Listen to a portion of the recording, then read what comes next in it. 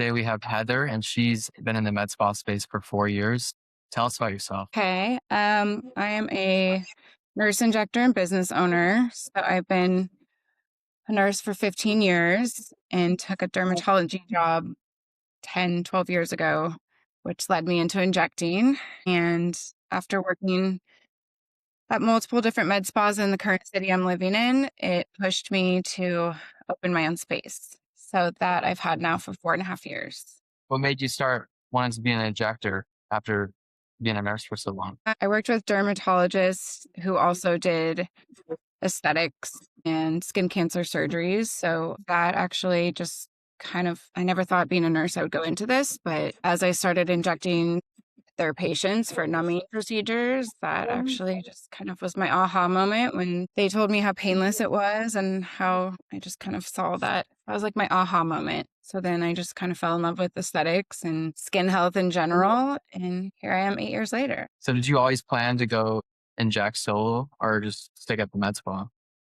No, I did not. It was just kind of working for a lot of different owners that came into the business just not knowing about aesthetics and just wanting to make a lot of money out of it. Mhm. So the passion is there for me. So that's why you also kind of see more injectors opening their own space just with the medical procedures and knowing so much about what we do and having that passion to help people just gives that overall great aspect of a nurse injector owner and the passion we put into this. And I love it. There are good days and bad, like anything, but I think I'm actually looking for a current business partner that I've found, another nurse injector, because it does help to have somebody else bounce off ideas with and doing everything. No, it's a big challenge from social Okay. media, marketing, injecting, checking in, checking out. I do it all as a solo run business. Mhm. It has its perks, but I don't know if it's fully long term for me. So like when you first got into, injecting solo, were there a lot of things that you didn't, know would be a thing or that you struggled with after going solo? Yes, definitely social media, not understanding how to get new clients. So I grew with not putting any money into marketing. So yeah, just learning how Instagram works, how like patient retention, the cost of everything. That was a huge part. I didn't know the overhead costs, running your books. Yeah, it's been a big learning curve.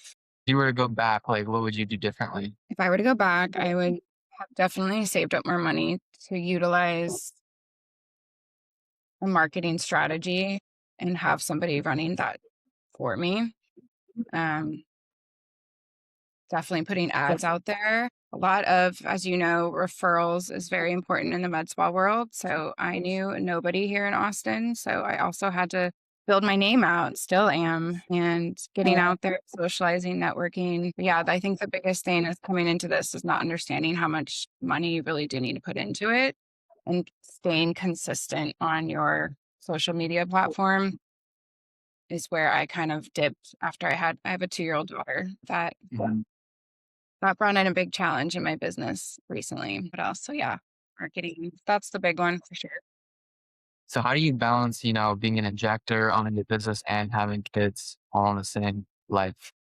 A lot of breathing, making sure that I'm taking care of myself and staying healthy. I have a great community here in Austin of business owners that are women, single moms, and just trying to like not think of the future and taking it day by day is the biggest thing I'm doing and trying to turn it off at night. But that's the thing about being a business owner is it's 24/7. So my latest one that I've shifted in the last about 3 months is at night, I put my phone away. And much as I hate it, but I try to just put it away and focus on my daughter and give her all the attention she needs. So have you found any like particular strategies getting clients without ads? Like walk me through how you were able to do that. At the beginning, the consistency of using hashtags, believe it or not, continually posting, following. I would go on and follow different business owners or people that were maybe my clients, and then I'd go and follow their friends and kind of like start getting that going. That was the very beginning. And getting my reviews up, asking for reviews is very important. So once once my SEO got better with my website, I bought a bunch of domains as well. That started kicking in. So now I get majority of my clients are just referrals, and from Google reviews, the big search would be Botox near me. So when they put in Botox near me, I come up there because I have those 5-star reviews. So let's see, those two things were the biggest. And then networking. I joined an entrepreneur group here in Austin, very involved in like the fitness community. So I just go and talk to people. I'm in a salon suite space. So I also have a network there. So there's hairstylists, nail spa owners, lymphatic drainage, and estheticians. So there's women and men around me that own their own business as well. So networking with them and utilizing sharing clients in that way. So in the next, 5 years, you already done 4 years. Like, what's your plan? What are you going to do differently? My plan has shifted. I really want a wellness space to Hmm. have incorporate a lot of different treatments into the area. But I honestly am taking it day by day. I want to have that space with this injector I'm speaking to right now. Perfect world. I want to hire a few more injectors to take over and do some training as well. So I'm very passionate about education. Just keep building my business and open a space in South Austin that has at least 4 or 5 rooms in it and get out of my salon suite space. So right now you're in kind of like a one room situation. Right. Okay. I definitely think that a big part of med spas is just having like a space where people can see you on the road, they're driving by, and that sort of advertising. So I definitely think that would definitely boost once you have that built-in location for sure. Right. It's in a place where now like the construction also has gotten worse. Tesla moved into the area, but it's not very walkable, and yeah, you're right. Like more in a better location. So we've been looking around, and we'll find the right space. We will. So you said you were in other med spas before, and now you're trying to open up your own practice. Like, what are you planning to do differently or do the same? What have you learned from those people? Yes. My biggest thing is I do not do many discounts. It's very oversaturated here in Austin, and a lot of people open up and they, cut the pricing in half. So with someone like me that has the education and the skills, and I give extra timing, a lot of those places will shove about like 20 to 30 people into my day. And at my place, I see, 5 to 8 a day. So I'm really taking that time to go through a plan with them and what's going to work best for them and set up that year plan just because everybody's individualized. So just everybody's different in what they need. And they're not just money for me. They're a human being that needs their needs taken care of. So, time, quality, and education. Always, I bring in everything that's up to date and that I use on myself that has studies. That's very important to me, and more regenerative medicine too. So you mentioned that everyone's running discounts. How are you? So you kind of already talked about it, but like, especially on the front end, how do you stand out, in a market where it's pretty commoditized? Yes. Word of mouth, my reviews definitely help. I think, again, it's kind of that quality and that personal experience. So I'm not going to lie, have had some people during this lovely economic shift not come in for a while or maybe go somewhere else for Botox specifically, but then they always come back and they're like, ugh, I shouldn't have gone there, whatnot. I just keep my head up and know that the right people will come and try to put my blinders on as hard as it is. Yeah. So specifically with retention, besides, having a really great relationship, are there any things you do in the consultation? You mentioned a 1 year plan. Yes. And then backtracking to that, I also do a membership where they have a beauty bank saved up. So then they come in and they have that money already to use and to utilize and be able to do extra treatments. To follow up on that, do you offer the membership like let's say they come in for their first treatment, do you offer the membership or do you offer a package first? Good. Okay. We do. I always tell them about the membership. Hmm. It's typically how we do a good like 30-minute consultation. And I'd say most of the time, yeah, we plan out, we follow up. I always follow up, bring them back in 2 weeks, make sure everything's looking great. and then plan out their next visit, what we're going to do. More package. Okay. And then I offer payment plan options as well. Mhm. There's so many options out there now. So walk me through your consultation process, like from start to finish, like what questions you ask. Yeah. So I always start with asking them what brings them in. So everybody has their reason, whether it's a deep line right here in the middle of their forehead, or they're looking tired, or for you being younger and they just want preventative. So we go through those questions. I ask them how long that's been bothering them, what their current treatment plan is, whether they've had anything before, what skincare you're using. I go outside to the whole wellness, because not only like what I do in my office is also going to help you at home, and you have to do the homework at home. You can't just come in and get Botox and you're going to look perfect. Skincare is super important. Sunscreen. I go over all of that, as well as, are they working out? Are they drinking water?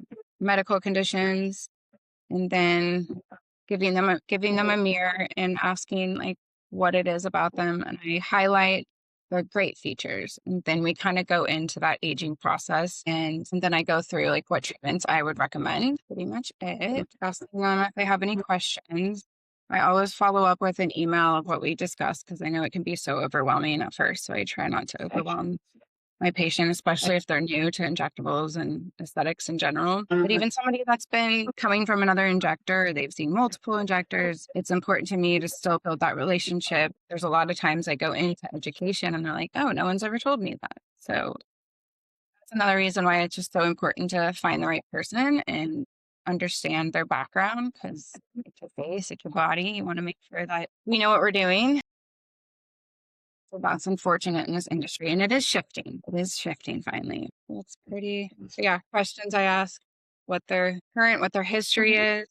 Someone will come into me and they'll be like, I want lip filler, and they have like huge lips. And I'm like, oh, when was the last time you got injected? Or they have filler that's migrated that we need to dissolve, and going back to the fundamentals of, okay, what's truly going on? And so just asking those right questions to really get the best treatment plan for them. That's going to be long term and not just a one stop shop. Talk more about that shift that you're talking about. The shift, I think aesthetics just grew so fast, and there were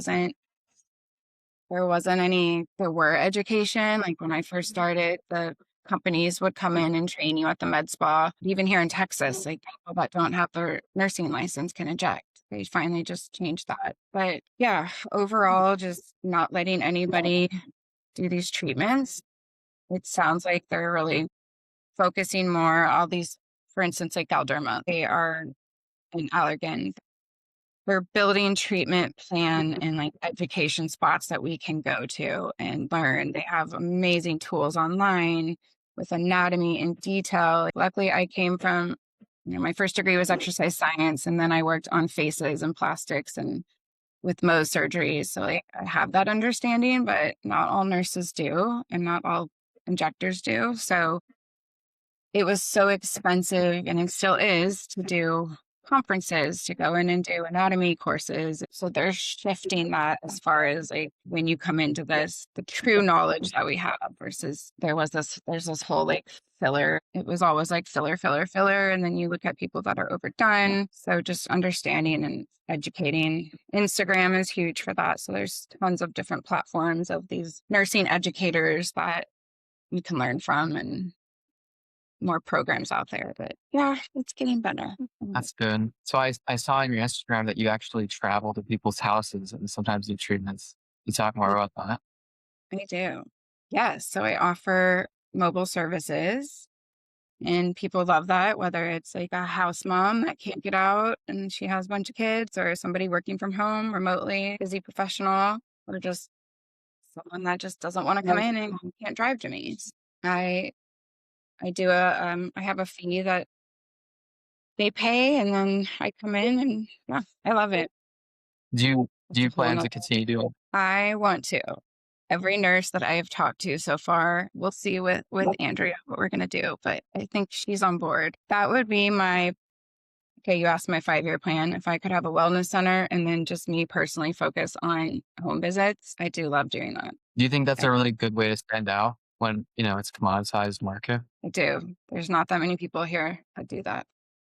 So, if a nurse is just starting out, do you recommend, just traveling to people's homes versus having a single room? Do you think that's a better opportunity? Hmm, probably not. Like a brand new nurse injector. Yeah. If I were coming into this as I did 8 years ago, I would find a nurse that's had experience like myself and go work underneath them, maybe Mhm. shadow and really learn the ways before jumping into starting a business like that. I did have one of my clients, I didn't market it well enough, obviously. She came in and said her friend was doing Botox. She came out of like the hospital and was going to people's homes and she didn't like the way she did it, for instance. So I'm like, well, there's my proof. But when trained properly, there you go, Ben. Maybe I need to start a home visit training course. Go viral on Instagram. It'd be interesting. I think that's definitely an open market. It So, is. A lot of people are yeah. worried about liability, but with my background in the hospital and surgery, like I am so clean and OCD that I don't foresee that being an issue. That's the biggest thing is people are all scared about liability. Do you charge more for that? I do. Depending on where I go. Some live far away. The local ones, $75. If they're further, then I kind of just go up from there a little bit. No more than 150. And then if they spend a certain amount, then I just waive the travel fee. Well, I definitely think that's interesting because if you're starting out and you can't afford a building, like you get paid more and you don't have to pay rent. So it's a good opportunity. So back when you Sure. were starting out and, going through that first year, were there any times that you thought you were going to quit and just go back to being a nurse? In COVID, I actually, well, I had to, but during COVID, I went and worked in hospice. So I learned that. So it was kind of nice at that time when we couldn't go into the office. There were times when I just thought of shifting my career all in together during the frustrations. Yeah, I think if I wouldn't have opened my own space and really opened my eyes to different environments and getting outside of the cattiness of some business owners or not being paid well enough, I don't think I wouldn't have gone back to like the hospital or the medical office, but definitely like shifting my career. So like when you felt those frustrations, the way you like kind of coped with it, I guess, was you opened your own practice so that you didn't have to be under the business owners. Is that what you're saying? Correct. Yes. I gotcha. So when a person's just starting out and they're really struggling, what do you recommend? Okay. When I'm first like open, what would I suggest? My advice, put the Mhm. money in hiring somebody for social media that knows what they're doing, being consistent and just learning everything that you can and utilizing your medical reps who supply those all of our syringes, Botox, everything, our supplies, utilizing them the most because those companies also there's tiers. So if you're not buying a large amount of products, you don't get all like the benefits. So really communicating well with your reps to utilize that and to be able to survive with the big guys and taking a business course. I wish I would have taken a sales course prior. I'm actually doing that right now. I'm halfway through one because being a nurse, you don't know anything about that. Either having like some of these women that opened that I'm friends with, their husbands in finance. So that's helped them. But I had nobody. Yeah. I think learning about business, taking a sales course and putting up the money for marketing and social media. So what have you learned about sales over the past 4 years? Which I hate the word sales, but I'm also shifting and trying to like it's, at the end of the day, it's a business. So I'm just learning how to even just communicate with people better. I've always been a very empathetic and loving, very nurturing, and people warm up to me and trustworthy. But just understanding packages and the way the business works and how to speak to somebody about what they truly need and getting it out of them and letting them talk to me versus me mumbling and overwhelming Mhm. them. So really letting my patients talk to me and letting them tell me what helped guide me so I can properly treat them and make them happy. But yeah, Would you say in the beginning, like you were struggling to get the information out of the patients, maybe not right, asking the right questions, that sort of thing? right.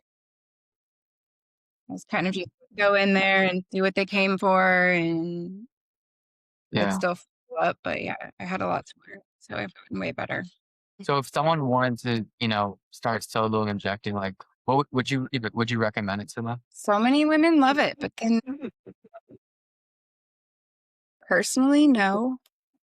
Like finding another injector, because at the end of the day, you're bouncing off ideas. It's nice to have somebody else to talk to.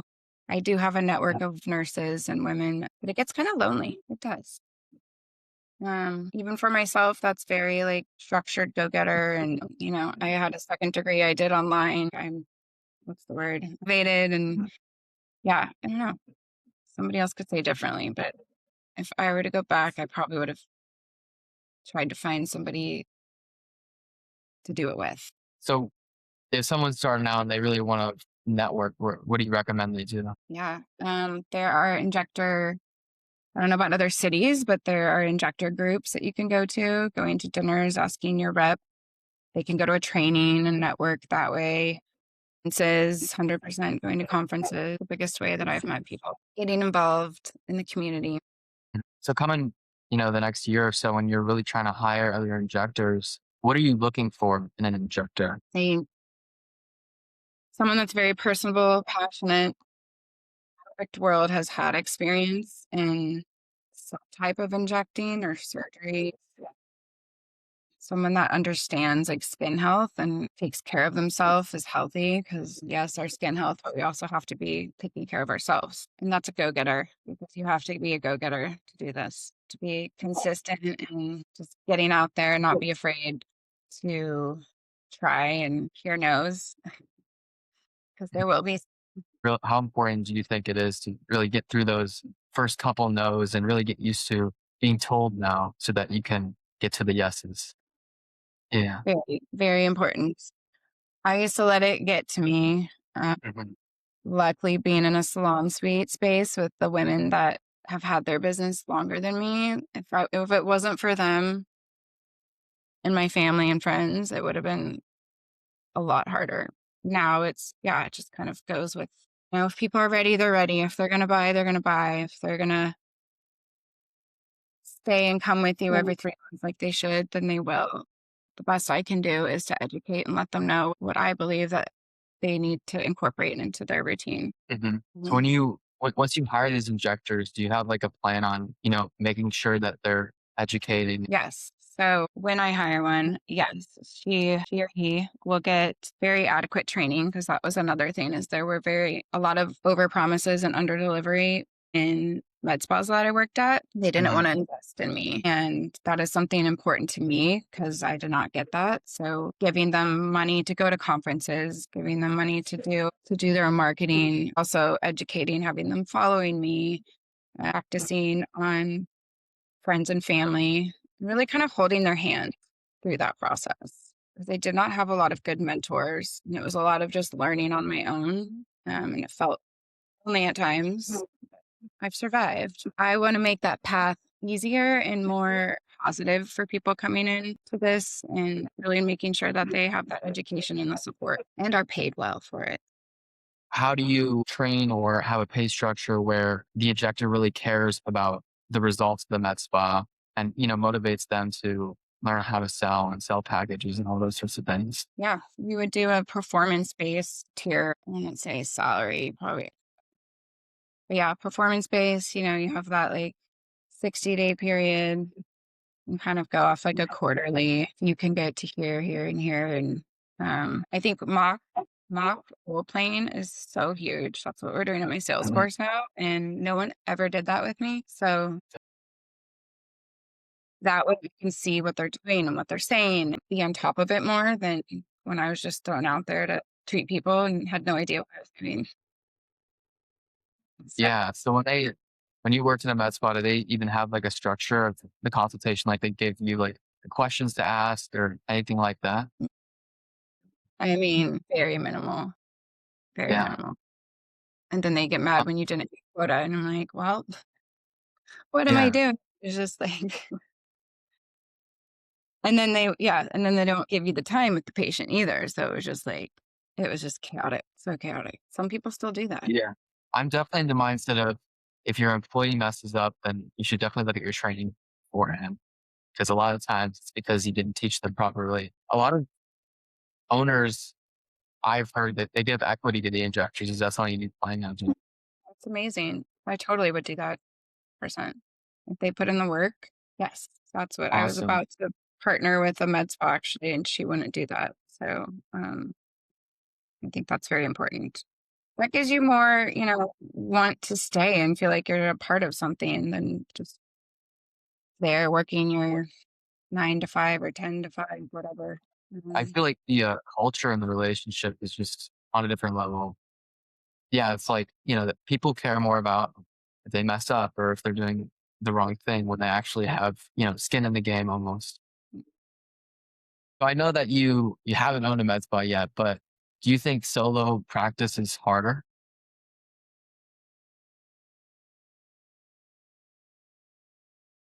I think so. Yeah. I mean, you're growing from nothing. It's definitely harder. You don't have that support system with other people helping you.